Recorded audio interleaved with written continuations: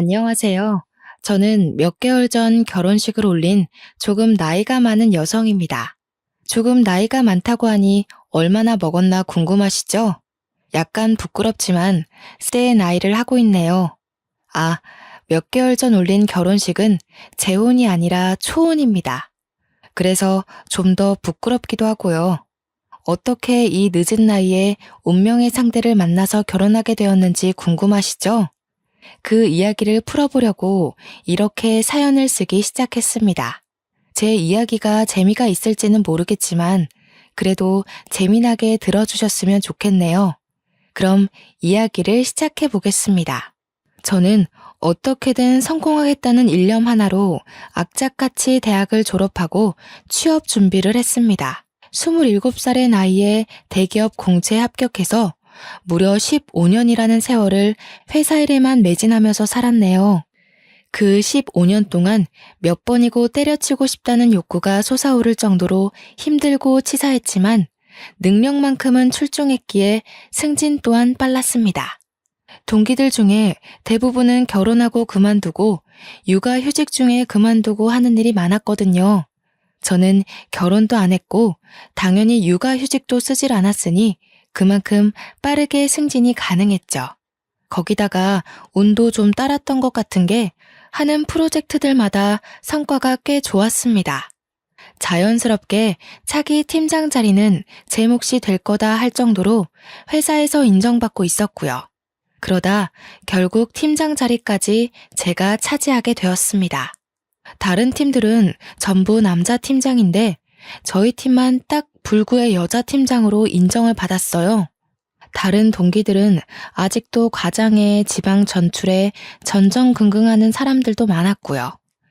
능력을 인정받으니까 얼마나 회사 일이 재밌던지 팀장을 달고 난 이후부터는 눈뜰 사이도 없이 일에만 매달렸습니다. 휴가는 늘 항상 해외로 나가 즐기면서요.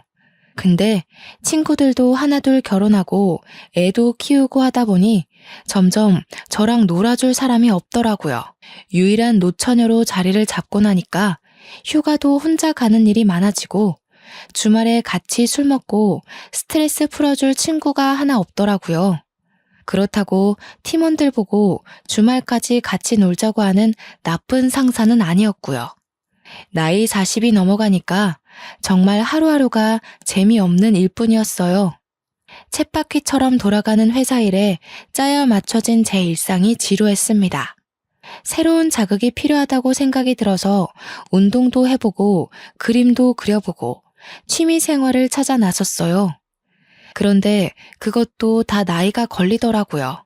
젊고 화려한 사람들 가운데에 폭삭 늙은 40대가 끼려니 눈치도 좀 보이고 그렇다고 집에만 있자니 좀이 쑤셔서 못 살겠고 그즘 시집 못 간 노처녀라고 집에서나 밖에서나 엄청나게 구박을 받았어요.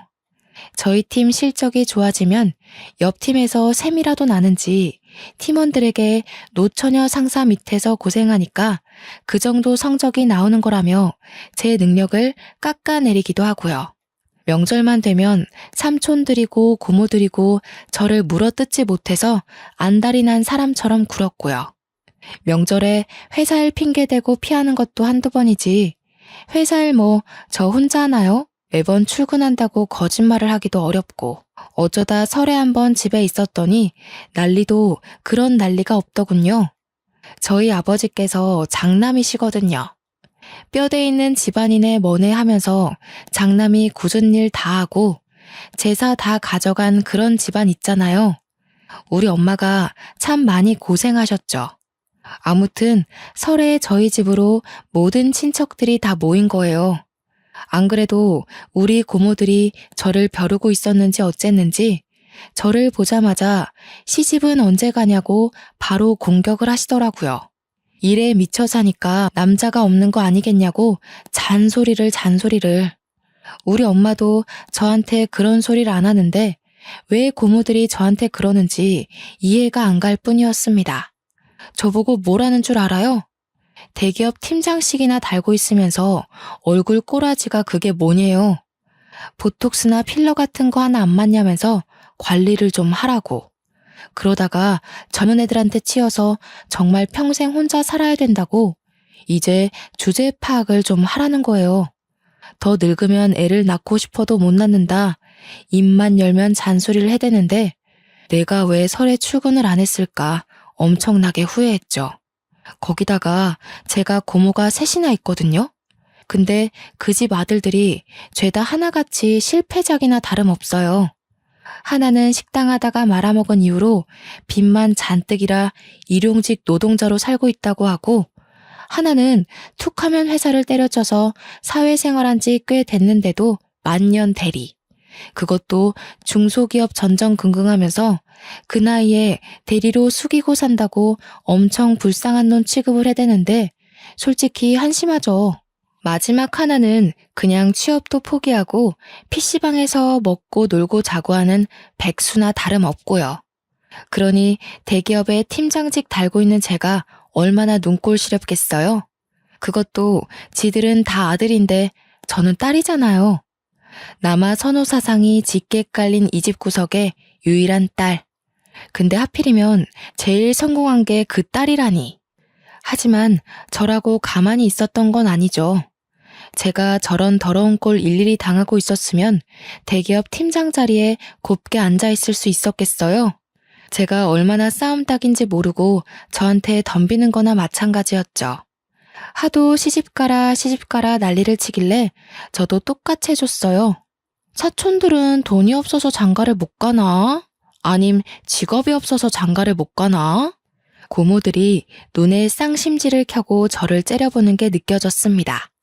저희 엄마가 저를 말리려고 슬쩍 다가왔지만 아예 모른 척하고 속을 더 뒤집어 놨어요. 걔네들은 왜 그러고 산대요? 첫째 사촌은 심지어 이혼도 당했다면서요? 식당 말아먹어서 쫓겨났다던데 진짜야 고모?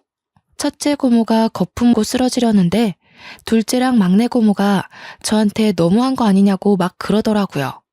고모 새끼리 똘똘 뭉쳐가지고 아주 저를 잡아먹으려고 드는데 그 꼴도 너무 웃긴 거 있죠? 저한테 싸가지가 없어서 어쩌냐 하길래 저도 알아요 하고 그냥 한 귀로 듣고 한 귀로 흘렸습니다. 점점 분위기가 험악해지자 아빠가 저보고 다음부터는 제사며 명절이며 그냥 밖에 나가 있으라고 한숨 푹 쉬시대요. 제가 하는 말이 솔직히 틀린 말은 아니니까 저한테 뭐라고 하진 못하고 그냥 피해 있어달라 뭐 이런 거겠죠. 저야 잘된 일이니까 알겠다고 했어요. 그날 제 뒤통수에 대고 거의 저주를 퍼붓는 고모들을 뒤로하고 밖으로 나와 커피만 진탕 마시다가 집으로 돌아갔네요.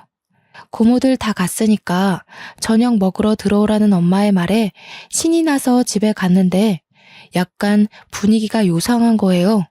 머릿속에서 사이렌 소리가 들리는 것 같고 아빠랑 엄마의 표정도 비장하고 이거 이대로 쫓겨나는 건가 싶어서 슬그머니 눈치를 보고 있는데 저한테 갑자기 선 볼 생각 없냐고 묻더라고요. 선이라니 너무 소름 돋고 싫었어요. 제가 몸을 부르르 떨면서 진절머리를 치니까 부모님이 결단을 내린 듯 저한테 일방적으로 통보를 하셨습니다. 저는 그날 이후로 필사적으로 도망을 다녔어요. 이야기를 대충 짜맞춰 보니 막내 고모가 제 선자리를 주선했던 거더라고요. 아니, 자기 아들이 PC방이나 돌아다니는 백수인데 저한테 선자리를 주선했음 얼마나 좋은 사람을 주선했겠어요? 제 인생 망하기만을 기도하는 사람 중 하나인데 절대로 응답할 수 없었죠. 하지만 엄마 아빠는 이미 막내 고모한테 넘어간 거나 다름없었어요. 저보다 2살 연상인 남잔데 자기 앞가림 잘하는 사람이라고 침 튀기게 설명했나 보더라고요. 당연히 제 의사와는 상관없이 선자리를 마련하기로 약속을 했다고. 진짜 제 인생에는 왜 이렇게 가시밭길이 넘쳐나는 건지. 제 인생 제가 알아서 살게 내버려두면 안 되는 걸까요?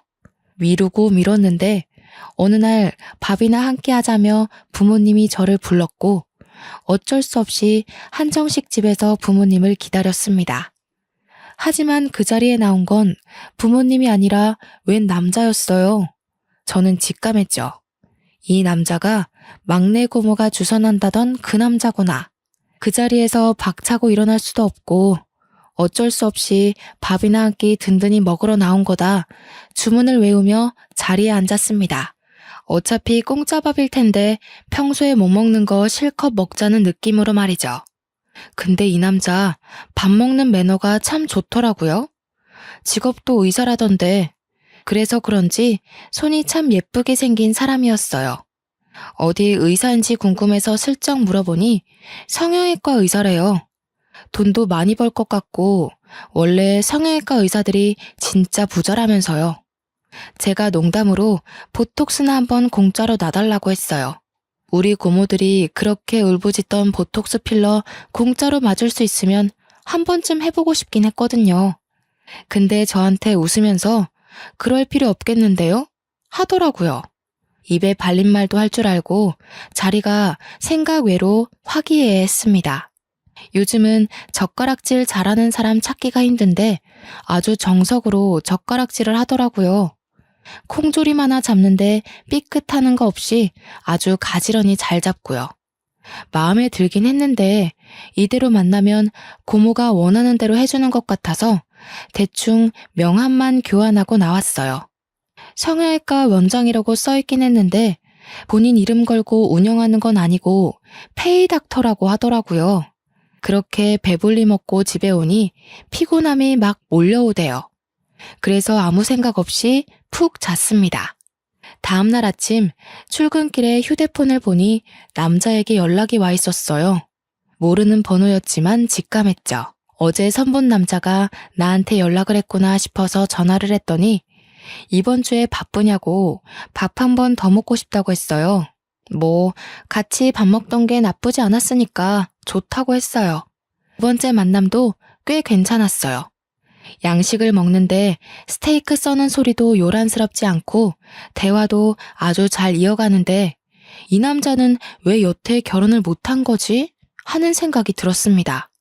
뭐 저처럼 안 했다고 우길 수도 있지만 보통 성형외과 의사들은 빨리 결혼하지 않나? 하는 생각이 들었어요. 각설하고 그렇게 두어 번 더 만나고 밥이 아니라 영화를 보고 싶다고 해서 영화도 보고 주말에 근교 드라이브를 가자고 하길래 드라이브도 다녀오고 그러다 보니 자연스럽게 매주 데이트를 하게 되더라고요. 당연히 그 소식이 우리 고모 귀에 들어갔고 고모를 호들갑을 떨면서 우리 부모님한테 시집 보낼 수 있게 된 거 다 자기 덕이라고 으스댔대요. 틀린 말은 아니니까 그러려니 하고 넘어가긴 했는데 제가 별말 없으니까 진짜 결혼하는 거 맞냐고 갑자기 상견례를 하자는 거예요. 저는 아직 그럴 단계가 아니다 말했는데 남자 쪽 집안도 똑같은 생각이었는지 상견례 하자고 허구한 날 들들 볶는다더라고요. 부모님들의 뜻이 의기투합되었으니 당연히 머리채 잡혀 끌려가듯 상견례 자리가 마련되었습니다. 눈 뜨고 코 베인다고 그렇게 갑작스럽게 결혼식 날짜 잡고 회사에서도 드디어 노처녀 시집 가냐고 난리 나고 우리 막내 고모는 당연하다는 듯 저한테 명품 가방 카탈로그를 건네더라고요. 다 내가 주선한 자리인 거 알고 있지? 나한테 이거 800만 원짜리 명품 가방 하나 해주는 거 잊으면 안 된다. 우리 아빠도 못 해줄 거 뭐 있냐면서 저한테 카드 내놓으라고 하고 어쩔 수 있나요? 6개월 할부로 무려 800만 원짜리 숄더백을 선물로 대령할 수밖에 없었죠. 살면서 제 월급으로도 저렇게 비싼 거 사본 적이 없는 것 같은데 속이 쓰렸지만 감사한 마음으로 드렸습니다. 그만큼 예비 신랑과의 미래가 기대되기도 했고요. 아무튼 결혼 날짜 잡고 나니까 시모될 사람이 자꾸 저보고 만나자고 하는 거예요. 이제 편의상 그냥 시모 하고 부를게요. 이 나이에 설마 시집살이를 시키려고 날 부르나 싶어서 긴가민가한 마음으로 만나긴 했는데 살이보다 더 기가 막힌 것이 있더라고요. 저는 정말 상상도 못했던 일이 벌어졌습니다. 저한테 만나자마자 종이 한 장을 쓱 들이밀더라고요. 이게 뭔가 싶어서 줄줄 훑어보는 보니까 가관도 아닌 거예요, 글쎄. 결혼 서약서라고 적혀있는 종이에는 각종 질문들이 막 적혀 있었어요. 저한테 펜 하나를 건네면서 여기에 빽빽하게 채워 넣으라고 딱 팔짱 끼고 앉아서 명령을 하는데 기가 찼습니다. 결혼 서약서라고 적힌 종이에는 제 연애사를 적어라, 첫 경험 나이가 몇 살인지 적어라, 가진 재산이 얼마인지 샅샅이 적어라, 결혼 후 내조 계획을 적어라, 그리고 마지막에는 시부모를 어떻게 공경하며 결혼 생활을 이어갈지 적어라, 시부의 노후를 어찌 책임질 건지 적어라. 이딴 게 쓰여 있었어요. 저는 너무 기가 막히고 코가 막혀서 시모한테 이게 뭐냐고 물어봤죠. 제 눈으로 읽고 있었지만 정말 현실감이 하나도 없더라고요. 그랬더니 시모가 한다는 소리가 일종의 보험 같은 거래요. 자기는 뱉은 말 무조건 지키는 사람을 좋아한다면서 저한테 약속을 받아내는 거라고, 이대로만 지키면 1등 며느리다 하시는데 도대체 경험 나이가 뭐가 중요하다고 그걸 적으라는 건지 수치심까지 들더라고요. 말도 안 되는 서약서다 싶어서 빤히 내려다보고만 있으니까 얼른 적지 뭐하냐고 닥달을 하더라고요. 이걸 정말 적어가면서까지 해야 되는 결혼인가 고민을 하고 있는데 저한테 한 장을 더 들이밀더라고요. 이것보다 더 기가 막힌 게 있으려나 싶어서 쓱 받았는데 진짜 대기업 갑질도 이렇게는 안 하겠다 싶었습니다. 나머지 한 장의 내용도 궁금하시죠?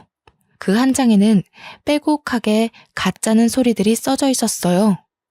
첫째, 아침밥은 꼭 차려준다. 둘째, 우리 아들 셔츠는 출근 30분 전에 무조건 다려놓는다. 셋째, 우리 아들이 신을 양말을 색깔 맞춰서 트렌디하게 매일 아침 골라줘야 한다. 넷째, 의사니까 손 조심할 수 있도록 분리수거, 설거지, 청소 같은 일을 시키지 않는다. 다섯째, 남편 월급에서 생활비를 받아 쓰고 며느리 월급은 전부 남편에게 맡긴다. 여섯째, 시부모에게 몇백만 원의 용돈을 주기로 약속한다. 일곱째, 회사를 그만둘 시 시부모의 허락을 꼭 받아야만 한다.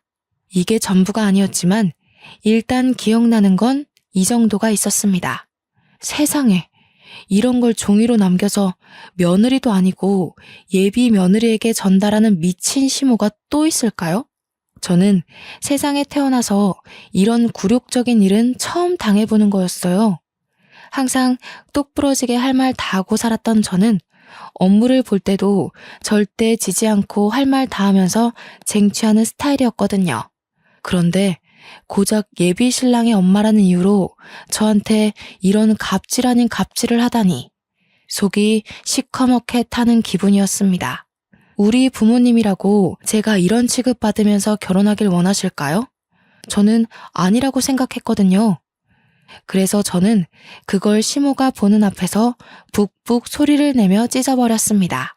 일부러 보란 듯이 천천히 한 장 한 장 찢어버렸어요. 그러자 저한테 막 이런 발칙한 것을 봤냐면서 소리를 꽥 지르는데 그때 알게 되었습니다. 왜 그 남자가 그런 멀쩡한 모습을 하고 있음에도 불구하고 42살까지 장가를 못 갔는지 알겠더라고요. 그래서 저는 바로 예비 신랑에게 전화를 걸어서 말을 했어요. 내가 지금 당신 어머니한테 어떤 취급을 받았는지 알아? 나한테 결혼 서약서니 결혼 후 지켜야 할 양식이니 하면서 말도 안 되는 종이를 들이미시더라. 어머님께서 이런 식으로 나오니 그간 당신과 결혼할 여자들이 도망가는 거야 당연한 거 아니겠어? 제가 코앞에서 전화 걸어 이러고 있으니 시모 얼굴이 시시각각 변하더라고요. 빨개졌다가 펄해졌다가 아주 무슨 마스크쇼를 보는 듯한 느낌이었습니다. 한참 말없이 듣고 있던 예비신랑이 저에게 지금 시모와 같이 있냐고 물어보길래 맞다고 했어요. 이런 식으로 굴면 나랑 헤어져도 다음 여자랑 결혼할 수 있을지 미지수네. 어떡할래? 지금이라도 가족이랑 인연 끊고 나랑 살래? 아니면 나랑 헤어질래? 제가 대놓고 고르라고 하니 시모가 기겁을 하면서 지금 무슨 소리를 하는 거냐고 막 따지고 들었어요. 우리 아들이 얼마나 효자인데 가족과 인연을 끊겠냐면서 저한테 생긴 것만큼 독하다고 막 욕짓거리를 뱉는 거예요. 저보고 당장 전화 끊으라고 하면서 2번 다신 우리 아들이랑 연락도 하지 말고 만나지도 말라고 하는데 시모의 그 자신만만한 얼굴과 태도도 꼴 보기 싫더라고요. 그런데 거기서 예비 신랑이 저한테 딱 잘라서 너랑 헤어질게 한 것도 아니고 잠깐 며칠만 생각할 시간을 달라고 했어요. 그 이야기가 휴대폰에서 흘러나오니까 시모의 얼굴이 창백해지면서 입을 떡 벌리는데 제가 이긴 것 같은 기분까지 들었습니다. 시모는 부들부들 떨면서 현실을 받아들일 수 없다는 입장이었어요. 저는 될 대로 되라는 식으로 대놓고 시모에게 이야기를 했습니다. 어차피 잘 되어도 시댁과 인연을 끊을 거니 만날 일 없고 안 되면 헤어지는 거니 더더욱 만날 일 없는 사람이니까요. 본인 아들이 소중하고 최고라고 생각하셨으면 다른 집 딸도 소중하고 최고라는 걸 알고 계셨어야죠. 언제까지 이런 얄팍한 수로 좌지우지하려고 하셨어요? 이제 선택은 그의 몫이니까 저는 더 이상 얼굴 마주하는 일 없었으면 좋겠습니다. 아니, 잠깐. 내가 경솔했어. 아무리 그래도 그렇지 어떻게 자식과 부모 간의 연을 끊으려고. 제가 선택했나요? 그이가 선택할 몫인걸요. 지긋지긋했을 수도 있죠. 저한테 이러지 마시고 아드님이랑 이야기를 나눠보세요.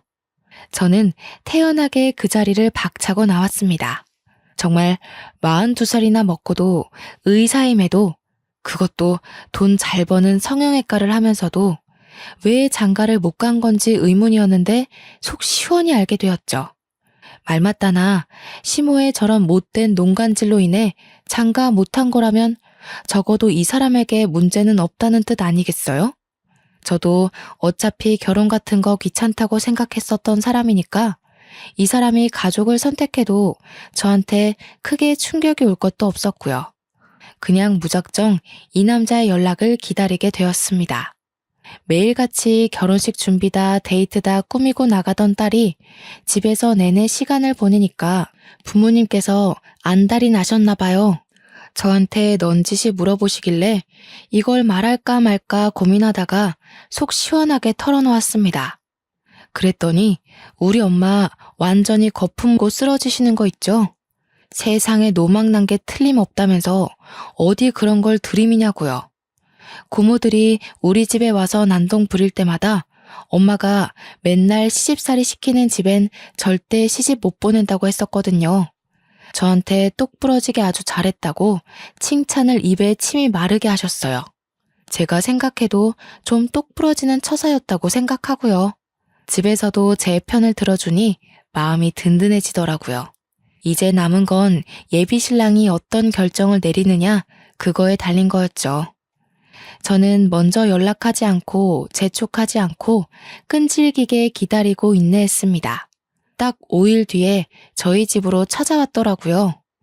부모님께서도 일단 찝찝하지만 안으로 들이라 하셔서 집에 들어와 허심탄회하게 이야기를 나눴습니다. 제가 그동안 생각이 많이 짧았습니다. 어머니께서 그런 작업을 뒤에서 하고 계신지도 모르고 헤어짐을 늘 받아들여야만 했어요. 이제는 그렇게 해선 안 된다는 생각이 들었습니다. 천륜을 끊어내는 못된 놈이라고 욕하셔도 제가 이 여자만큼은 놓치면 안 된다는 생각이 들었습니다. 인연 끊고 오겠습니다. 그러니 결혼 허락해 주셨으면 좋겠습니다.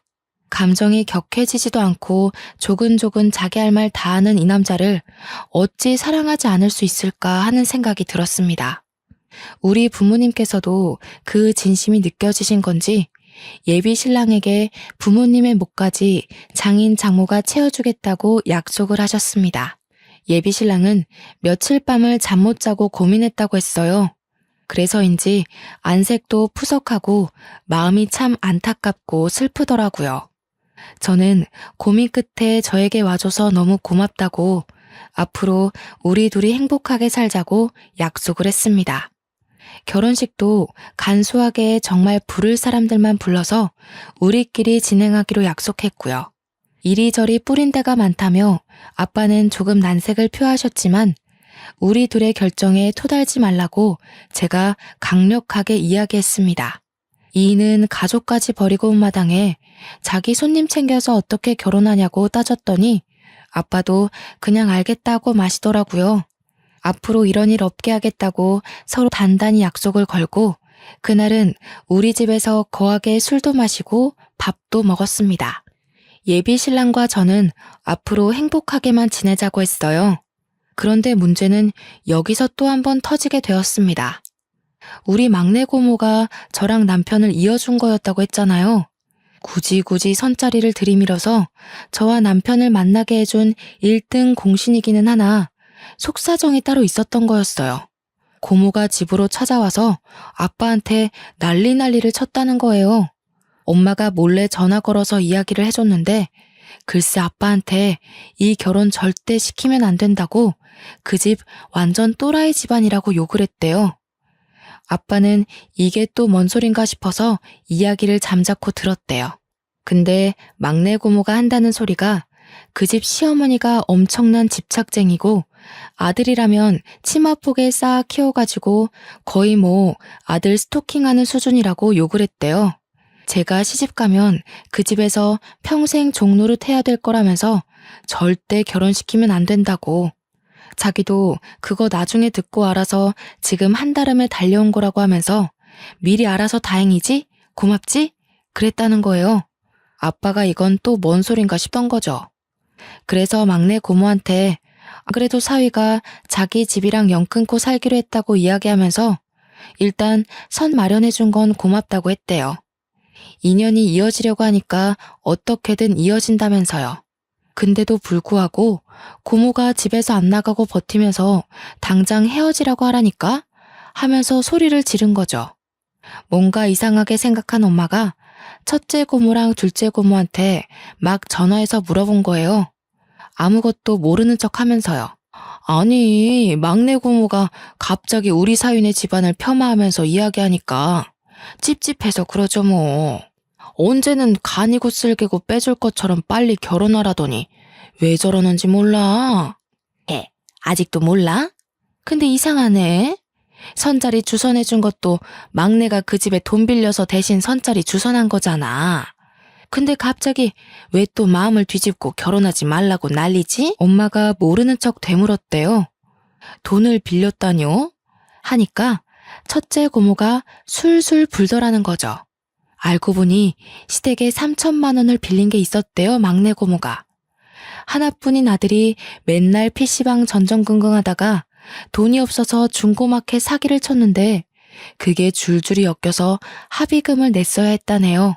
급하게 3천만 원이 필요한데 우리 집에는 이미 빌려간 돈도 있었고 하니까 그나마 돈 있는 제 시댁에 빌렸던 거죠. 근데 시댁에서 3천만 원 안 갚아도 되니까 좋은 여자 선짜리 하나 알아봐 달라고 한 거예요. 그래서 고모가 옳다구나 싶어가지고 저를 들이민 거죠. 나중에 말 바꾸고 싶어도 가족 사이에 돈 달라고 하기도 애매하고 하니까 술을 쓴 거예요. 마침 제가 대기업에 다니고 있었고 연봉도 억 단위니까 어디 가서 꿀리지도 않고요. 고모가 제 연봉을 막 말하면서 며느리가 대기업 다니니까 매달 용돈 받으면서 살면 3천만 원보다 더 이득이다. 이런 식으로 꼬신 거예요. 예비시댁도 계산기 두드려보니 틀린 말도 아니고 거기다가 한 번 만나고 오니 아들도 제가 좋다고 하고 그래서 시댁에서 좋다고 저 소개받고 3천만 원의 빚을 탕감해 주기로 했는데 그 결혼 서약서 때문에 모든 게 틀어진 거예요. 아들이랑 며느리 피 빨아먹으면서 노후 떵떵거리고 살겠다 싶었는데 아들이 뜬금없이 결혼 성공하고 싶다며 부모와 절연을 선언해버렸으니까요.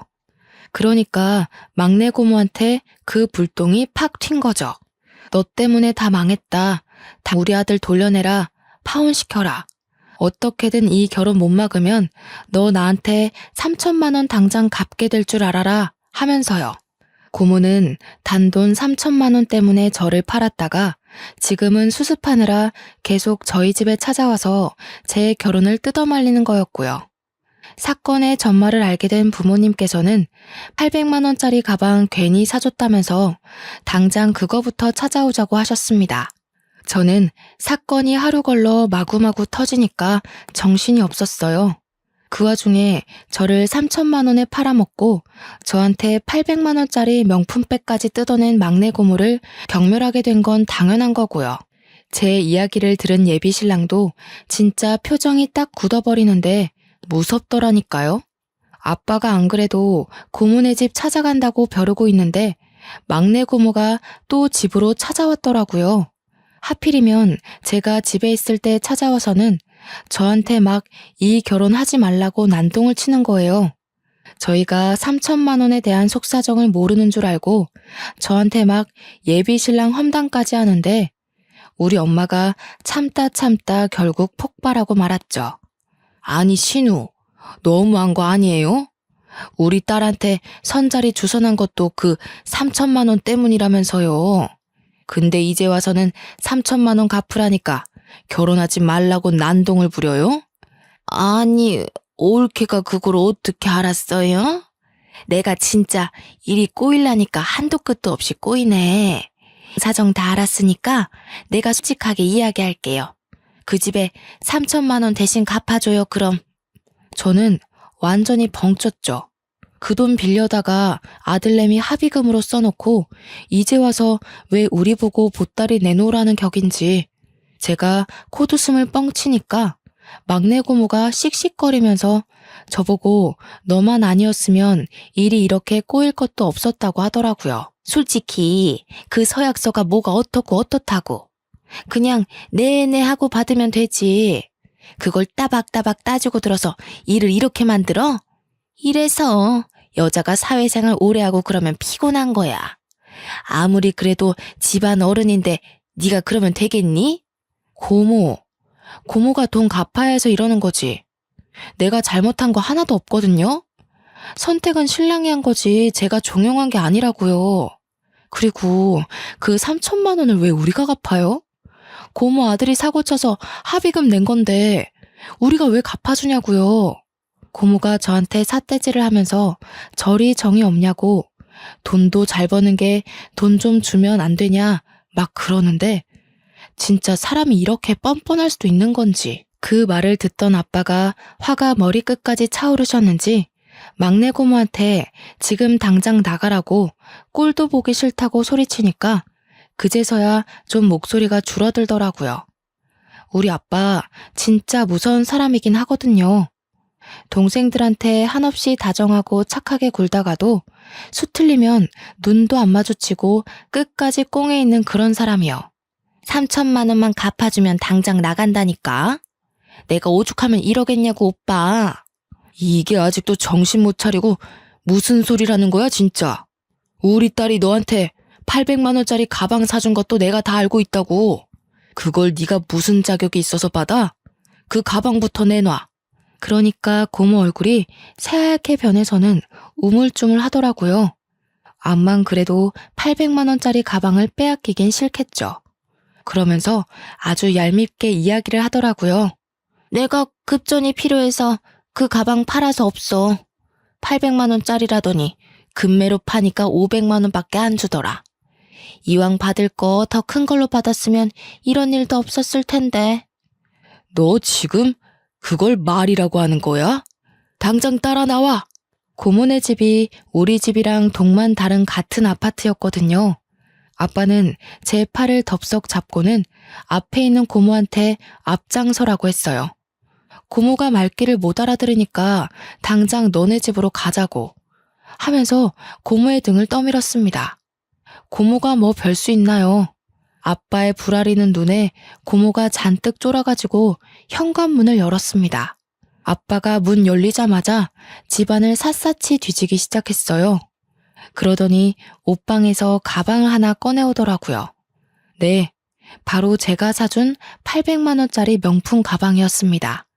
그 가방을 꺼내서 제게 딱 주시는데 고모가 막 절규를 하더라고요.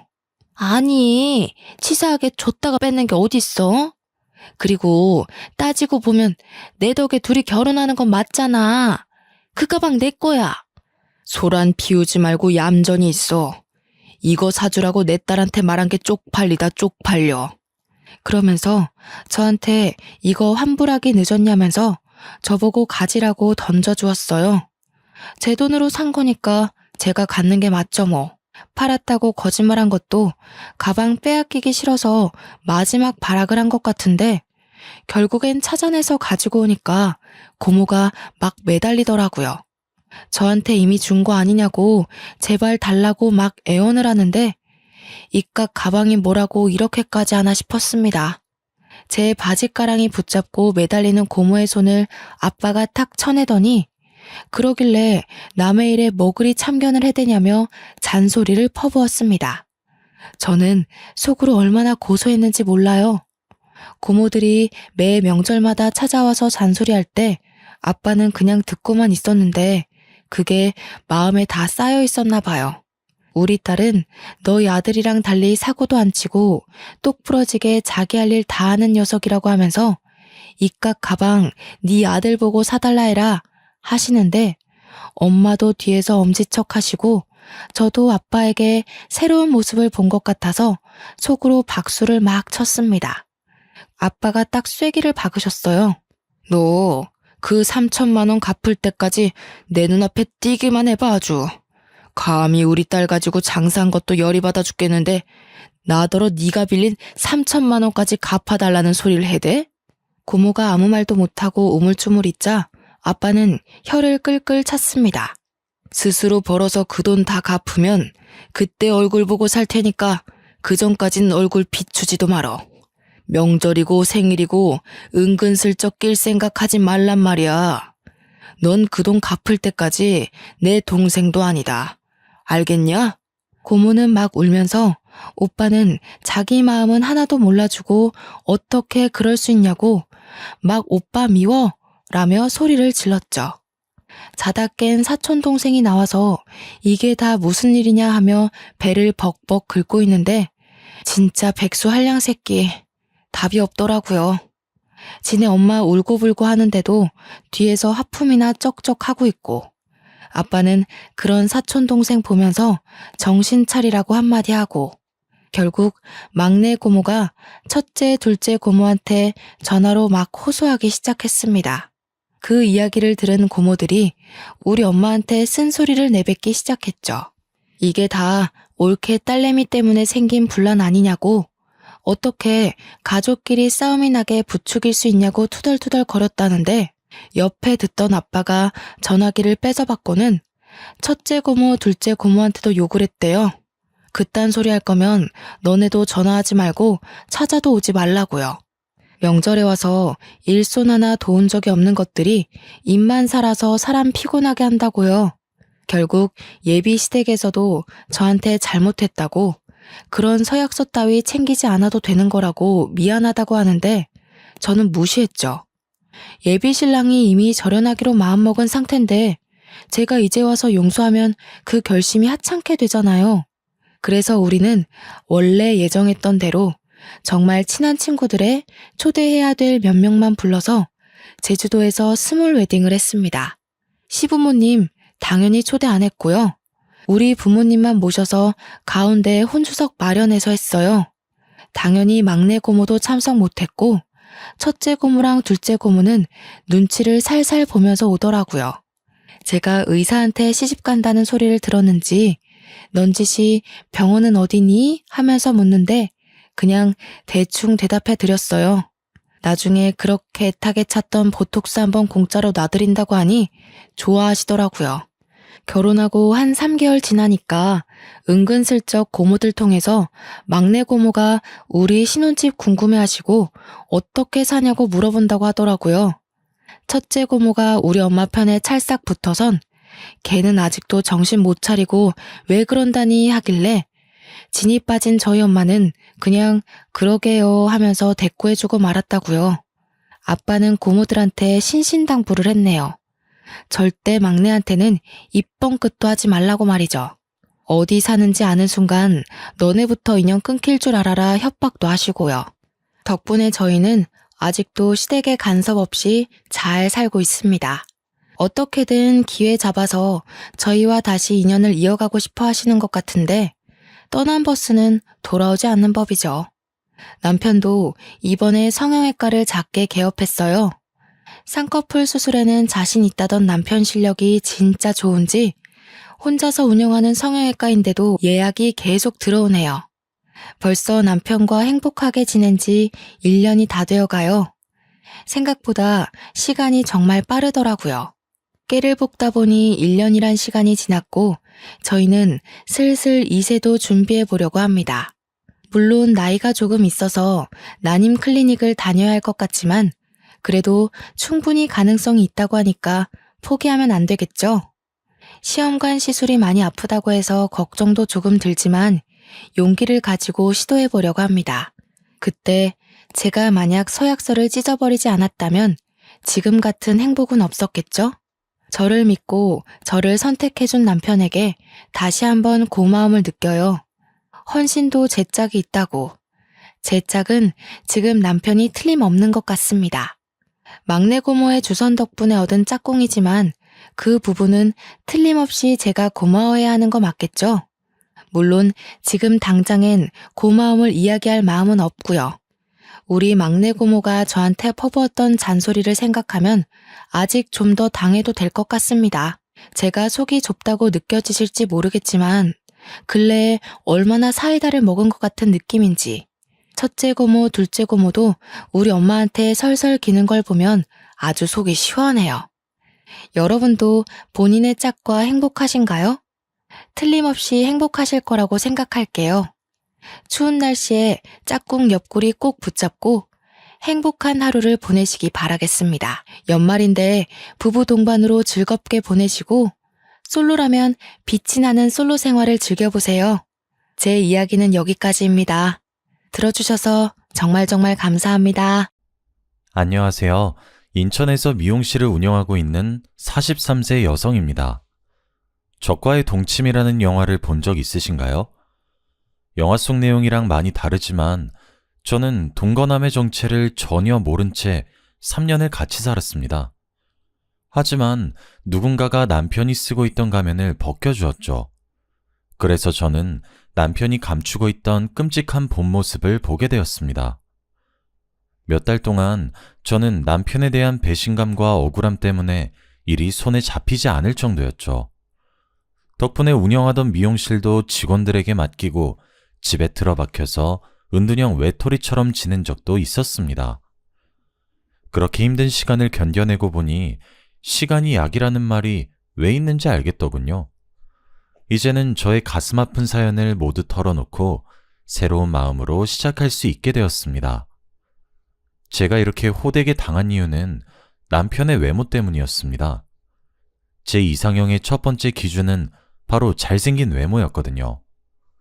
저는 다른 여자들에 비해서 외모에 대한 집착이 아주 심했습니다. 소개받을 남자가 생기면 무조건 사진부터 요구했죠. 그리고 제가 잘생긴 남자를 원하는 만큼 저도 제 외모를 바꾸는데 많이 신경을 썼습니다. 어려서부터 치장하는 걸 좋아해서 고등학교 다닐 때 장래희망을 헤어 디자이너로 정했었죠. 대학에서 헤어 디자인을 전공한 저는 졸업 후에 정식 미용사가 되어서 대형 헤어샵에서 사회생활을 시작하게 되었습니다. 제가 다닌 샵은 유명 연예인이나 배우들도 많이 찾아오는 제법 이름이 알려진 헤어샵이었습니다. 그만큼 들어가기 힘든 곳이었는데 먼저 일하고 있던 대학 선배 언니가 원장님에게 말해서 취직하게 되었는데요. 첫 직장이고 절 추천해준 선배 언니가 있으니 누구보다 열심히 일을 했습니다. 그 당시에는 막내였기 때문에 가장 먼저 출근해서 청소를 하고 장비들을 세팅해서 손님을 맞을 준비를 해놨습니다. 나중에는 원장님도 열심히 하는 저를 인정해 주시더라고요. 시간이 지날수록 어려운 기술들을 제게 전수해 주셨어요. 1년이 지났을 때쯤에는 남자 모델의 전속 디자이너로 배정받기도 하였습니다. 제법 잘 나가는 모델이어서 만나기도 전에 설렜었죠. 실제로 보니 생각보다 키도 컸고 얼굴도 잘생겨서 깜짝 놀랐습니다. 하지만 티내지 않으려고 노력했죠. 헤어스타일을 만지려고 그 어떤 스태프보다 가까이 가다 보니 제 치장에 더 신경을 쓰게 되었습니다. 처음으로 그 남자 모델을 수연 씨라고 부르며 남몰래 가슴 떨려 했던 것도 기억납니다. 나이가 어려서일까요? 제가 수연 씨를 좋아한다는 사실을 다른 남자 모델이 알게 되었습니다. 그 동료 모델이 제가 수연 씨를 좋아하는 것 같다고 말했나 보죠. 어느 날 수연 씨가 제게 부담 없이 친구처럼 지내보자는 말을 건넸습니다. 저는 당연히 고백받았다고 생각했죠. 요즘 흔히들 말하는 썸이라고 생각하고 시간이 날 때마다 밥을 먹고 차를 마셨습니다. 수연 씨가 출연하는 패션쇼도 가게 되었는데요. 제 예상대로 수연 씨도 자기 동료들에게 저를 여자친구라고 소개하더라고요. 그런데 미용실에서 같이 일하는 언니들이 수연 씨 이야기를 하며 걱정하였습니다. 너 이수연 만나고 있다는 소문이 돌던데 사실이야? 이수연 그 사람 바람피다 걸려서 난리 난 거 모르고 있었어? 네? 그게 무슨 말씀이세요? 수연 씨가 바람이라뇨. 제가 화들짝 놀라 어디서 들은 소문이냐고 따지니까 수연 씨가 만나고 있는 여자들이 여러 명 있다고 하더군요. 옛날부터 인기가 많은 모델이라서 주위에 여자가 많아서 트러블이 많았다고 해요. 하지만 저는 그 소문을 믿지 않았죠. 잘생긴 외모 때문에 사람들이 오해를 하는 거라고 생각했어요. 그만큼 수연 씨가 저한테 잘해주고 주변 사람들한테 여자친구라고 소개해줘서 믿었거든요. 그래서 제가 언니들 앞에서 수연 씨를 감쌌어요. 언니가 직접 본 것도 아닌데 그런 말 하지 마. 수연 씨가 나 몰래 그런 적도 없고 나한테 애매하게 군 적도 없어. 걱정돼서 하는 말이라는 거 알지만 다른 사람한테 그렇게 말 안 했으면 좋겠어. 그런 소문을 한두 번 들은 게 아니니까 그렇지. 그래, 내가 괜히 참견했다. 내가 한 말 신경 쓰지 마. 나도 갑자기 이런 말 해서 미안해. 저는 언니가 사과해서 넘어가 주었죠. 그 당시에는 수연 씨에 대해 나쁜 소문을 퍼뜨리는 사람들이 괘씸하다고 생각했습니다. 지금 생각해보니까 주위 사람들이 저희들의 연애를 불안한 눈빛으로 지켜봤던 거군요. 저는 그것도 모르고 6개월 뒤에 수연 씨랑 동거를 시작했습니다. 그때부터 사이가 가까워져서 반말도 하고 수연 오빠라고 호칭을 바꿔 부르게 되었죠. 그런데 아예 같이 살다 보니까 이상한 점이 보였습니다. 갑자기 오는 전화를 몰래 나가서 받는다거나 저 몰래 새벽에 나가는 일이 빈번해졌거든요. 결국 제가 핸드폰 비밀번호를 알아내서 오빠가 여자들이랑 몰래 연락하고 있다는 사실을 발견했습니다. 그런데 차마 헤어지겠다고는 못하겠더군요. 하지만 오빠를 정신 차리게 하려고 강수를 뒀습니다. 오빠, 이렇게 바람 필 거면 헤어지자. 뭐하러 나랑 사귀는데? 뭐? 헤어지자고? 지금 진심으로 말하는 거야? 그래, 헤어져. 그 여자들한테 가서 만나달라고 해. 오빠 나 억지로 만나는 거잖아. 아니야, 혜영아.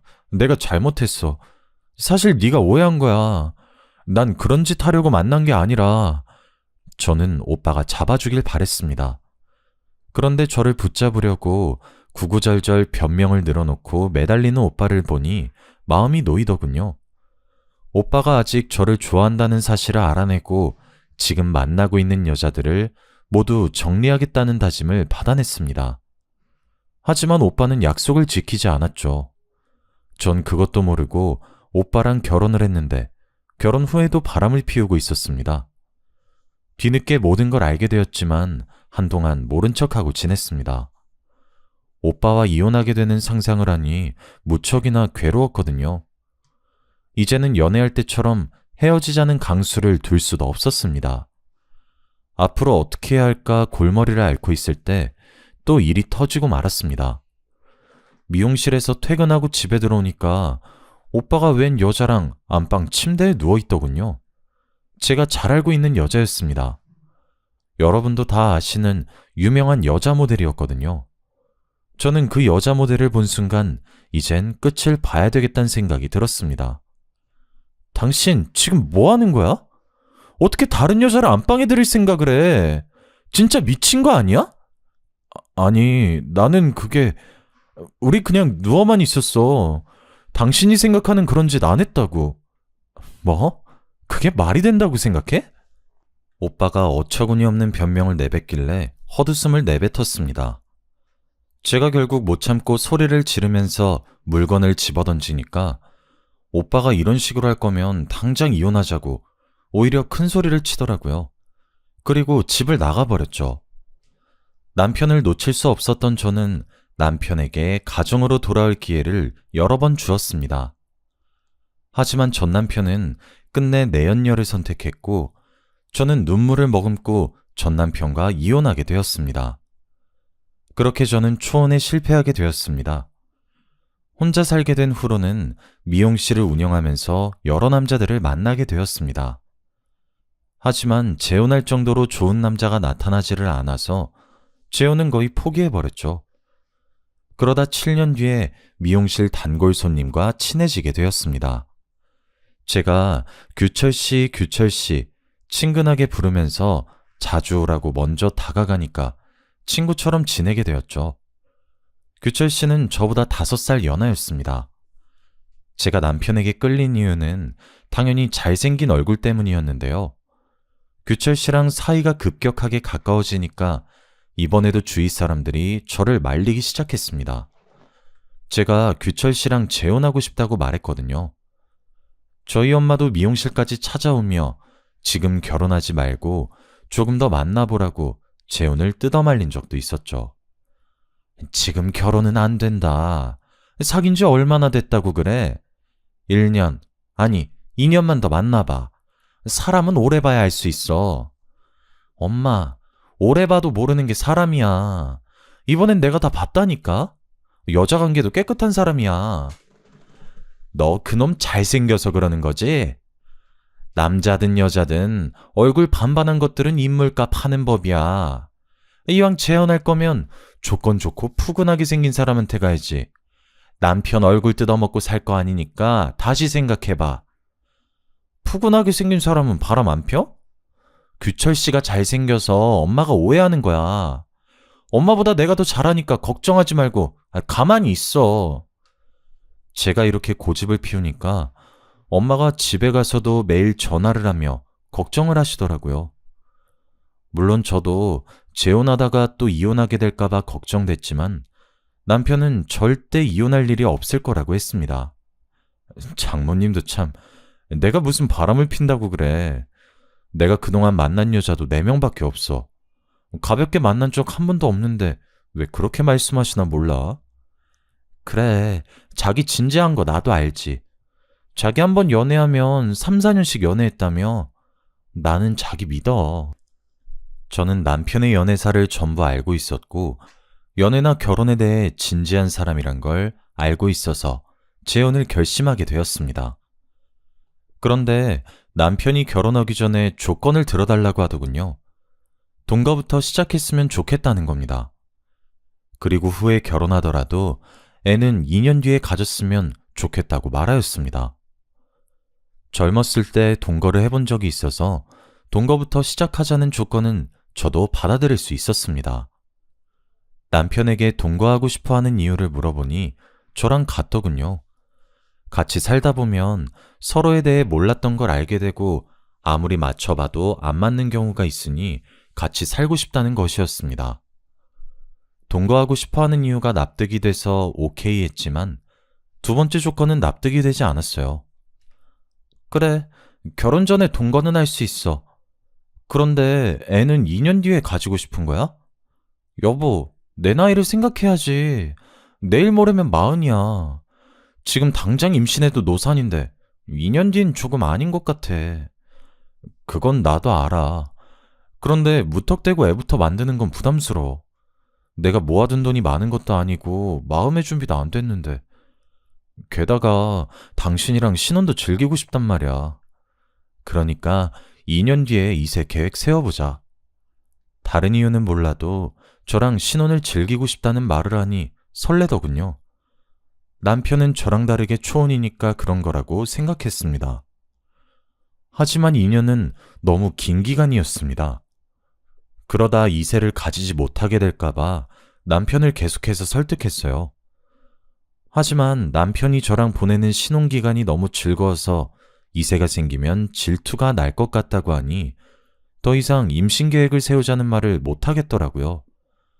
그만큼 저희 남편은 다정한 사람이었습니다. 틈만 나면 다른 여자들에게 눈 돌리는 전 남편과는 너무나도 달랐죠. 회사와 집만 오가는 남자라서 다른 여자랑 지내는 꼴을 못 봤습니다. 주말이 되면 하루 종일 저랑 시간을 보냈고 요리도 잘해서 주말에는 남편이 집안일은 물론이고 식사 준비까지 챙겨주었습니다. 이렇게 가정적인 남편 덕분에 저의 재혼은 누구보다 행복했는데요. 그런데 몇 달 뒤에 남편이 갑자기 회사를 그만뒀다고 하더라고요. 뭐? 갑자기 회사를 그만둬? 나한테 그만둔다는 말 없었잖아. 아무리 생각해봐도 지금 회사는 아닌 것 같아서. 복지도 너무 안 좋고 승진도 안 되는데 계속 다녀봐야 미래가 없을 것 같아서 그만뒀어. 그럼 좀 쉬다가 취직 준비하려고? 취직은 안 할 거야. 사업을 할까 하는데. 오래전부터 구상해둔 일이 있으니까 당신은 걱정하지 마. 뭐? 사업? 갑자기 무슨 바람이 불어서 사업을 하겠다는 거야? 제가 깜짝 놀라 어떤 사업을 할 거냐, 구체적인 사업 구상을 알려달라고 물어보았지만 정말 대책 없어 보였습니다. 그냥 하나씩 알아보고 있다며 영업을 위한 새 차를 사달라고 졸라댔습니다. 당연히 제가 안 된다고 하니까 아이처럼 떼를 쓰더군요. 당신도 사람들 많이 만나봐서 알고 있잖아. 요즘은 겉모습이 중요하다니까? 사업하려면 지금 차 가지고 안 돼. 아우디를 타고 다녀야 사람들이 나랑 말이라도 섞어주지.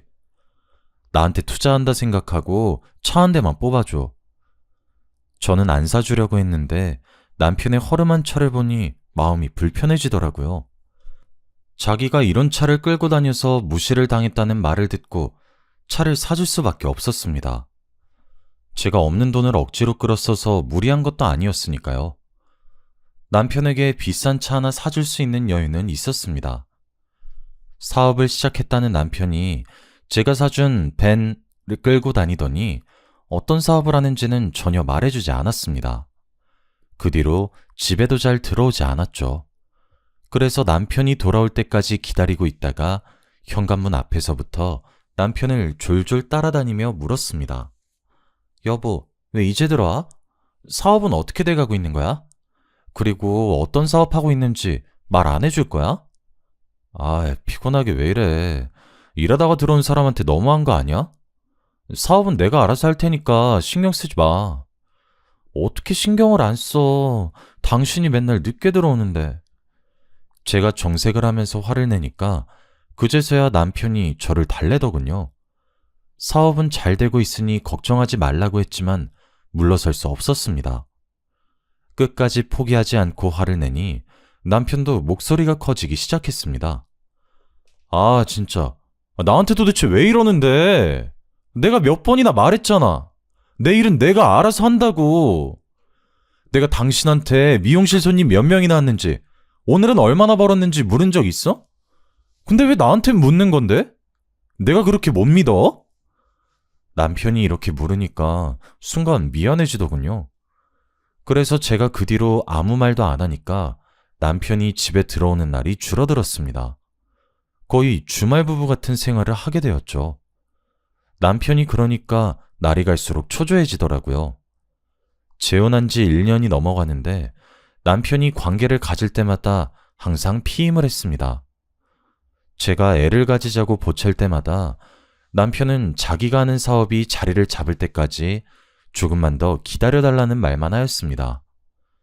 지금 같았으면 남편을 쫓아다니면서 바람피나 감시라도 했을 텐데 건물주가 월세 보증금을 올려달라는 요구를 하는 바람에 정신이 하나도 없었습니다.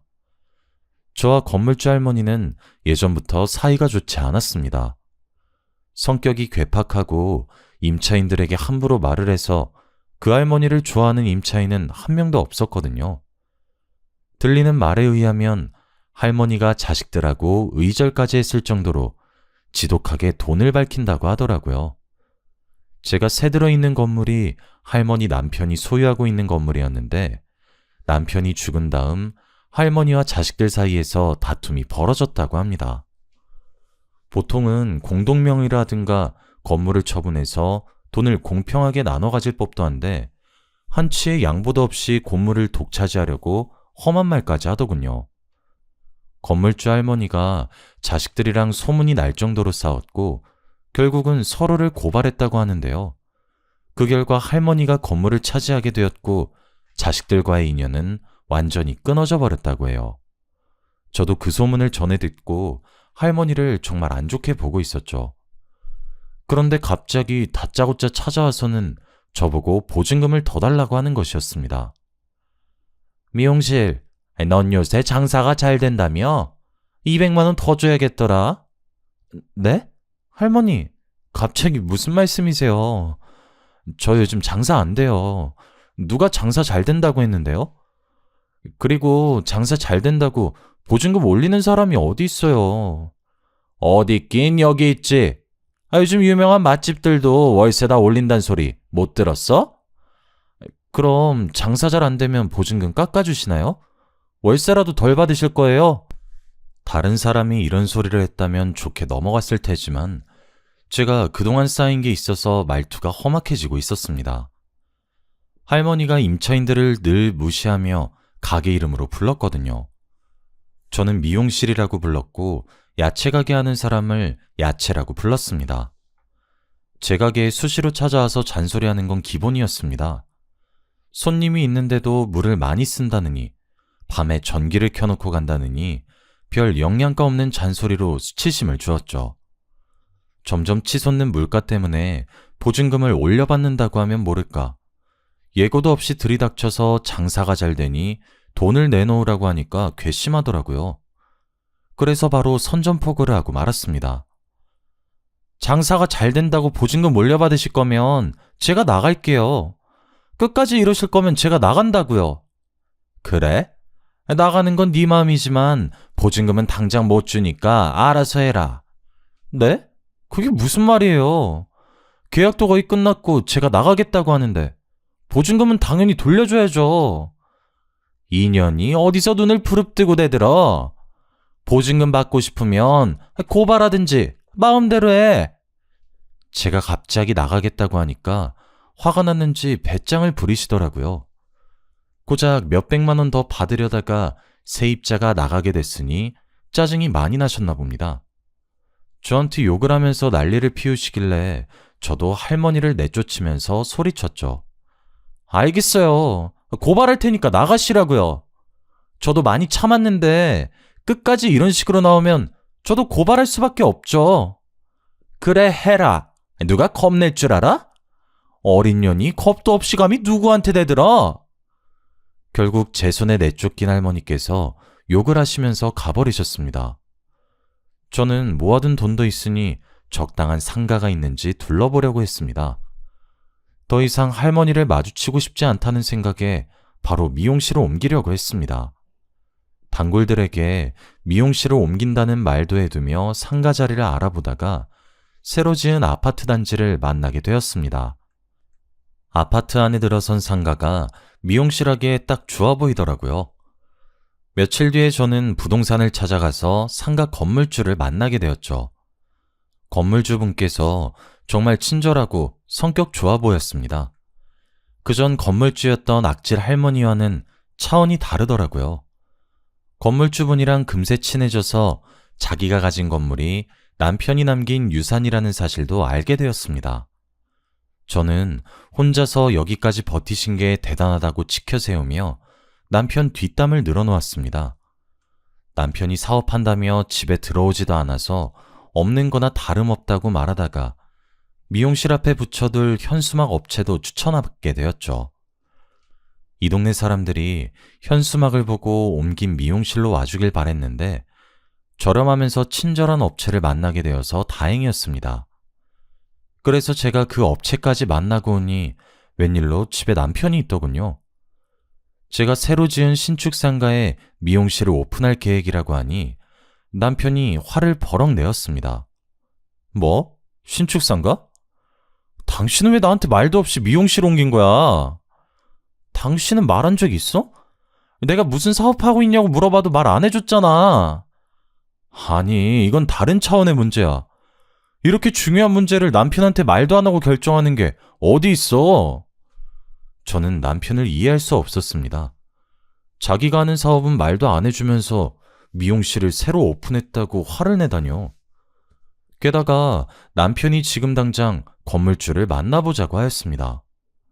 당연히 그날 밤 남편과 싸우게 되었는데요. 도저히 언쟁이 끝나지를 않아서 다음날 남편이랑 같이 상가를 둘러보기로 했습니다. 그런데 건물주를 만난 남편이 미용실을 자기 명의로 하자고 제안했습니다. 제가 왜 그래야 하냐고, 내가 운영할 미용실인데 내 명의로 하는 게 맞는 거 아니냐고 물었죠. 남편이 또 앞뒤 안 맞는 말들로 우기길래 그냥 제 명의로 계약하려고 했습니다. 그랬더니 제 손을 막아서더니 목소리를 높이더라고요. 또 어젯밤처럼 고집을 피우면서 끝까지 지지 않을 것 같아서 무서웠습니다. 게다가 어젯밤이랑 다르게 건물주랑 부동산 사장이 지켜보고 있었거든요. 너무 수치스러웠죠. 얼른 이 순간이 끝나길 바라면서 남편에게 계약서를 넘겼습니다. 그렇게 남편은 제가 보는 앞에서 미용실을 자기 것으로 만들어버렸습니다. 저는 눈 뜨고 코 베인 격이었죠. 당연히 남편이랑 이혼할 일이 없다고 생각한 제 잘못이었죠.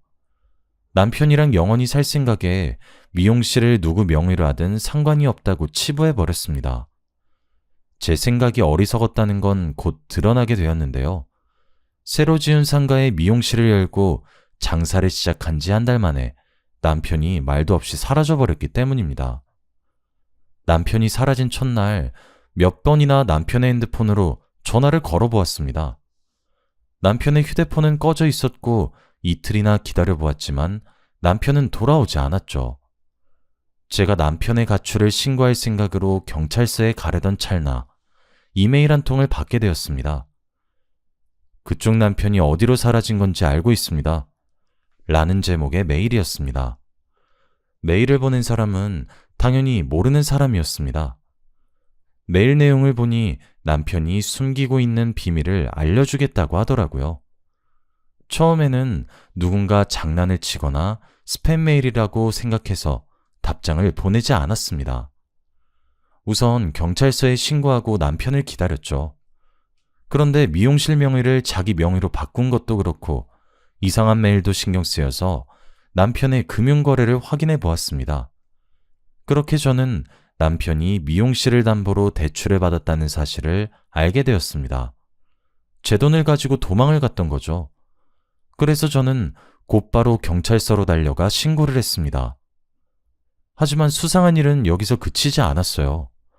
다음 날에 그 수상한 메일을 또다시 받게 되었거든요. 그 메일에는 제가 하루를 어떻게 보내는지 자세하게 적혀 있었습니다. 메일을 보낸 사람은 분명히 저를 가까이에서 지켜보고 있는 것 같았습니다. 스토킹을 당하고 있는 것 같아서 마음이 불안해지기 시작했죠. 그날 바로 경찰서에 신고해두긴 했지만 그날부터 제 주위에 있는 사람들이 전부 다 수상해 보이더군요. 모든 사람들이 제 행동을 감시하고 있는 것 같아서 괴로웠습니다. 다른 사람들이랑 대화하는 게 힘들어져서 집에만 있으니 수상한 메일이 또 도착했습니다. 남편이 어떤 인간인지 알고 싶으면 연락처를 남기라는 메일을 본 순간 망설일 수 없었습니다. 이렇게 아무것도 모른 채 괴로워하는 것보다 진실을 알아차린 후에 괴로워하는 게 더 나은 것 같아서 연락처를 남겼죠. 며칠 후에 낯선 번호로 전화가 걸려왔습니다. 웬 여자가 메일을 보낸 사람이라며 지금 당장 만나자고 하더군요. 지금 만나자고요? 당신이 나한테 해코지 할 수도 있는데 어떻게 만나요? 해코지 같은 거 절대 안 해요. 당신 남편에 대해서 꼭 해줄 말이 있어서 그래요. 그러면서 자기가 저랑 같은 고등학교 동창이라고 하더라고요. 시간이 많이 지나서 기억날지 모르겠지만 이름이 경미라고 하는데 그 이름을 듣는 순간 정말 깜짝 놀라고 말았습니다. 진짜 경미일까 하는 생각으로 만나기로 한 커피숍으로 가보니 그곳엔 정말로 경미가 앉아있더군요. 순간 심장이 멎어버리는 줄 알았습니다. 정말 오랜만이다. 이렇게 다시 만나게 되리라고는 생각도 못했는데 세상엔 참 희한한 일이 많은 것 같아. 희한한 일이라니? 너 설마 내 남편이랑 만났던 사이는 아니지? 왜? 그래 보여? 경미의 표정을 보니 제가 전곡을 찌른 모양이었습니다. 경미가 남편이 그동안 숨기고 있었던 충격적인 과거를 이야기해 주었습니다. 그리고 저 몰래 꾸미고 있었던 음모를 말해 주었죠. 그걸 들은 저는 머릿속이 새하얘져서 아무 말도 할 수 없었습니다. 경미와 저는 친하게 지내다 고등학교를 졸업한 뒤로 연락이 끊어졌습니다. 제가 미용실을 시작하고 경미가 직장 생활을 시작하면서 사이가 멀어지게 된 것인데요. 경미는 저랑 멀어진 사이 친하게 지내는 사람도 없고 직장일에도 회의감을 많이 느꼈다고 해요. 매일 정해진 시간에 출근해서 똑같이 반복되는 일상을 되풀이하다 보니 모든 일에 무기력해졌다고 합니다. 회사에 휴가를 내고 기분 전환을 하려고 혼자 여행을 갔지만 나아지지 않았다고 하죠. 그래서 심리 상담을 받았는데 번아웃이라는 진단을 받게 되었다고 하네요. 이대로 그냥 두면 공황장애로까지 이어질 수 있다는 말을 듣고 경미가 직장을 그만두게 되었다고 합니다. 몇 달 동안 집에서 혼자 지내다가 카페를 차렸다고 해요. 하지만 외롭고 쓸쓸한 마음은 여전해서 계속해서 치료를 받고 있었다고 하는데요. 그러다가 저희 남편을 만나게 되었다고 합니다. 나는 그놈이 결혼한 줄도 몰랐어. 나중에 알고 보니까 혼자서 가게 하고 있는 여자들한테만 접근하고 있었더라고. 너한테도 똑같은 수법으로 접근했던 거야. 남편은 몇 달 동안 하루도 빠짐없이 카페에 출근 도장을 찍었다고 합니다. 경미가 마음의 문을 연 것 같으니까 나중에는 약혼 프로포즈까지 했다고 하더군요. 남편이 경미를 꼬신 레퍼토리를 들어보니 제가 당한 것과 똑같아 보였습니다. 뭐? 그 자식이 돈 거 먼저 하고 애는 나중에 가지자고 했다고? 그래, 너랑 나한테만 이런 게 아닌 것 같아. 다른 여자들이 더 있을 수 있어. 경미한테도 동거하자고 접근해놓고 막상 같이 살게 되니 1년 만에 본색을 드러냈다고 합니다. 사업을 핑계로 돈을 요구한 것이죠. 여보, 내가 이번에 사업을 해보려고 하는데 착수금 좀 빌려줄 수 있어? 갑자기 사업? 무슨 사업 할 건데? 그건 지금 당장 말하기 좀 그래. 내가 자리 잡으면 말해줄게. 아니, 무슨 사업을 할 건지 말해줘야 내가 돈을 빌려주던가 하지. 아니야, 내가 다른 애한테 빌려볼게. 그냥 말해달라니까. 됐다. 얼마나 필요한데? 나중에 말해주긴 할 거지? 당연하지. 내가 성공하면 배로 돌려줄게. 1억이면 될 것 같은데 당신 카페를 담보로 대출을 좀 받으면 어떨까? 남편이 사업 이야기를 그때 한 번만 꺼낸 것이 아니라 빌려줄 수밖에 없었다고 합니다. 어느 날 남편이 술에 취해서 내가 사업 좀 해봐겠다는데 야박하게 거절만 하냐고 눈물을 터뜨리는 바람에 돈을 줄 수밖에 없었다고 하더라고요. 경미는 그날 밤 남편이 서럽게 울며 우리 와이프 호강시켜주고 싶다고 우는데 마음이 안 좋았다고 해요. 정신과 약도 먹고 있고 몸도 안 좋은데 일까지 하게 해서 미안하다고 매달리는 모습이 계속 생각나서 경미가 대출까지 받아서 돈을 빌려주었다고 하는데요. 결국 남편은 경미가 주는 돈을 받고 감쪽같이 사라져버렸다고 해요. 저는 그 이야기를 듣고 어이가 없어서 헛웃음만 나왔습니다. 처음부터 그놈이 노렸던 건 제 돈이었더라고요. 그래서 미용실을 옮긴다고 하니까 평소랑 다른 반응을 보였던 거죠. 그놈의 머릿속에는 미용실을 자기 것으로 만들어서 돈을 땡긴 다음 도망갈 생각이었던 겁니다. 만약에 미용실을 옮기지 않았더라면 그놈은 다른 핑계를 대서 돈을 뜯어내고 도망을 갔을 겁니다. 남편이 도망간 다음에 경미는 행방을 수소문하다가 포기해버렸다고 하는데요. 경찰에 신고해보았지만 남자라는 이유로 행방불명 신고도 받아주지 않았다고 합니다. 단순 가출이나 바람을 피러 나간 거 아니냐고 따지길래 기분이 나빠 그냥 집으로 와버렸다고 하죠. 그런데 카페 단골 손님 중 한 명이 남편을 인천에서 봤다고 했습니다. 인천에 출장을 왔다가 제가 사는 동네 근처를 들린 사람이 남편의 얼굴을 정확하게 기억해냈습니다. 경미와 친했던 단골 손님이 남편이 행방불명된 사실을 알고 얼굴을 기억해두고 있었다고 합니다. 저희 남편이 잘생긴 얼굴 때문에 눈에 띄어서 다행이었죠. 경미가 그 사실을 전해 듣고 남편과 단판을 지으려고 인천으로 내려왔습니다. 그러다 남편이 저랑 동거를 하고 있다는 사실을 알게 됐는데요. 경미가 근처에 원룸까지 구해놓고 한 달 동안 저랑 남편을 지켜보았다고 합니다. 그러다 남편이 도망가 버리자 제게 메일을 보냈던 겁니다. 나는 그 자식이 이렇게 빨리 도망갈 줄 몰랐어. 이번엔 잡을 줄 알았는데 한 발 늦어버려서. 마음 같아서는 제 집에 들이닥쳐서 그놈을 요절내버리고 싶었다고 해요. 그런데 다짜고짜 집에 들이닥치면 불륜을 저지른 죄밖에 잡지 못하니 남편이 제게 무슨 사기를 치는지 확실한 증거를 잡으려고 했다고 합니다. 시간을 끌다가 남편을 놓쳐서 분하다는 말까지 제게 해주었죠. 어떻게 하면 그놈을 잡을 수 있을까? 이대로 두면 다른 여자들한테도 이런 짓 저런 짓 저지르고 있을 거 아니야. 경찰에 신고했다며. 경찰에서 연락 온 거 없었어? 여러 번 찾아가 봤는데 남편 찾고 있으니까 기다리라는 말만 하더라고. 경찰만 믿고 있으면 안 돼. 우리가 직접 나서자. 그놈이 또 이 근처 여자들한테 접근하고 있을 거야. 경미는 경찰들이 사람이 사라졌어도 남자라고 찾지도 않는 마당에 이런 사건도 신경 쓰지 않을 거라고 했어요. 워낙 강력 범죄가 많은 상황이라 마누라 돈을 가지고 잠적해버린 일은 사건 축에도 끼지 못할 거라고 하네요. 믿었던 남편에게 보기 좋게 뒤통수를 맞고 배신을 당했다는 사실에 그놈을 찾아내서 요절을 내줘야겠다고 생각했습니다. 경미도 저와 같은 생각인지 머리를 맞대고 의논하자고 했죠.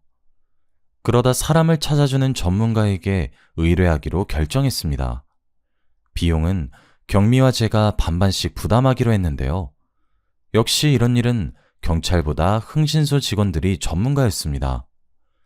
일주일 만에 남편이 어디에서 뭐라고 사는지 주소와 사진들을 보내주더군요. 남편이 경기도에서 다른 내연녀와 애까지 낳아서 잘 살고 있다는 사실에 분노가 치솟았습니다. 남편이 사업을 하고 있다는 말들은 전부 거짓말이었습니다. 저와 동거를 하면서 출장을 핑계로 내연녀와 지냈던 거죠. 내연녀와 장을 보러 가는지 애를 안은 채 활짝 웃고 있는 모습을 보니 심장이 쿵쾅쿵쾅 뛰기 시작했습니다. 그런데 남편의 내연녀 얼굴이 왠지 모르게 익숙해 보이더군요. 분명히 어디선가 봤는데 어디서 봤는지 기억이 나지 않았습니다. 경미는 분에 이기지 못하고 소리를 지르면서 이것들을 가만두지 않겠다고 길길이 날뛰고 있었죠. 저는 남편 예언녀가 누군지 생각이 날 것 같아서 사진만 뚫어져라 쳐다보고 있었습니다. 그랬더니 경미가 제 팔을 잡고 일으켜 세우더군요. 우리한테서 뜯어낸 돈으로 애 키우고 있었던 거야? 이런 미친 자식. 혜영아, 당장 이것들 깜빵에 넣어주자. 뭐해? 지금 당장 일어나서 잡으러 가야지. 그때 갑자기 그녀가 누군지 떠올라 고개를 번쩍 들어 올렸습니다. 이 사람 그 사람 아니야? 김땡땡, 너도 알잖아. 우리나라에서 제일 유명한 모델. 내연녀의 정체는 바로 우리나라에서 유명한 모델인 김땡땡이었습니다. 제가 잡지 촬영차 출장을 갔을 때 만난 적 있는 모델이기도 했죠. 경미는 제 말을 듣자 깜짝 놀라서 흥신소에서 알려준 주소로 가보자고 했습니다. 가는 길에 경찰에 신고해놓고 저희 둘이서 경기도 땡땡에 있는 빌라 앞에서 대기하고 있었는데요. 그 여자랑 남편이 한참 뒤에 애를 안고 나타나더군요. 아무것도 모르는 남편이 그저 좋아서 해벌쭉 웃고 있었습니다. 그 모습을 보자마자 저보다 먼저 경미가 달려가서 그놈의 멱살을 잡아챘습니다. 야, 이 자식아, 마누라 등쳐먹고 도망가면 잘 살 줄 알았어? 이 쳐죽여도 시원치 않은 놈이? 경미가 손톱으로 남편의 얼굴을 긁어놓으니까 깜짝 놀란 남편이 경미를 뿌리치고 달아나려고 했습니다. 하지만 제가 달려가서 그놈을 잡아놓았죠. 저희들이 실랑이를 벌이는 사이에 경찰이 출동했습니다. 경찰이 남편을 체포하는 사이에 저는 남편 내연녀에게 다가가 물었죠. 너 진짜 양심 없다. 세상 사람들이 네가 다 누군지 알고 있어. 그런데 감히 바람을 펴? 저는 내연녀가 죄송하다고 무릎이라도 꿇을 줄 알았습니다. 뭐가 그렇게 당당한지 내연녀가 코웃음을 치면서 저를 흘겨보더군요. 그래서 뭐 어쩌라고. 내가 유명하니까 날 상간녀로 몰아서 돈이라도 뜯어내려고? 난 정식으로 혼인신고한 사이야. 상간녀는 오히려 너희들이지. 그래, 네 마음대로 해봐.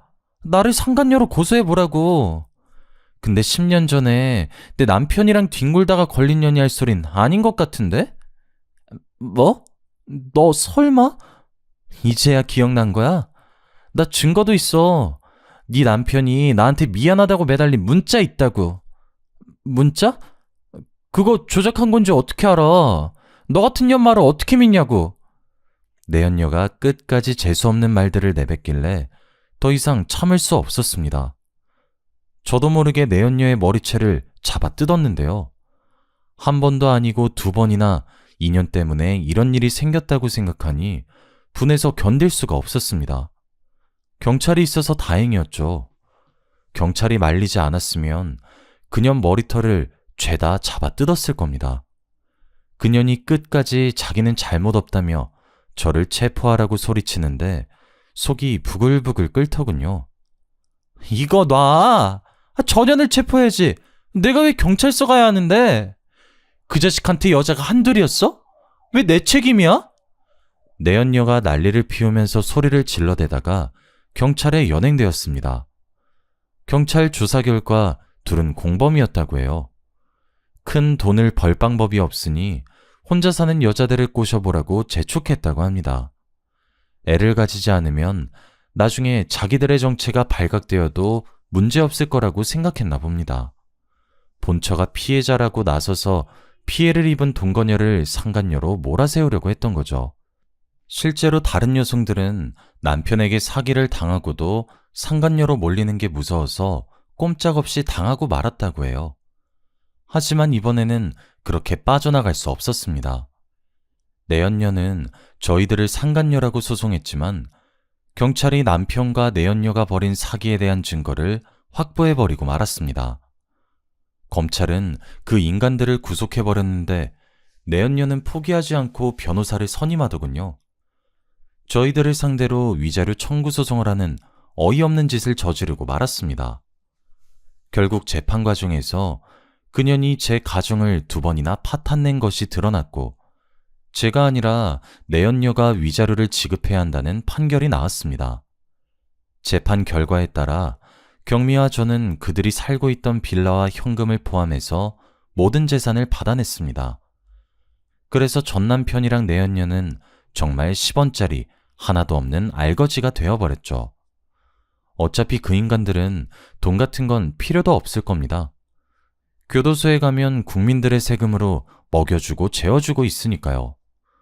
경미가 없었으면 이렇게까지 복수하지 못했을 겁니다. 경미의 도움으로 파렴치한 남편과 뻔뻔스러운 내연녀에게 세상이 무법천지가 아니라는 사실을 확실하게 보여주었는데요. 용서는 용서받을 자격이 있는 사람에게만 해야 한다는 사실을 여러분들도 꼭 기억하시길 바랍니다. 여기까지 사연 들어주셔서 감사합니다.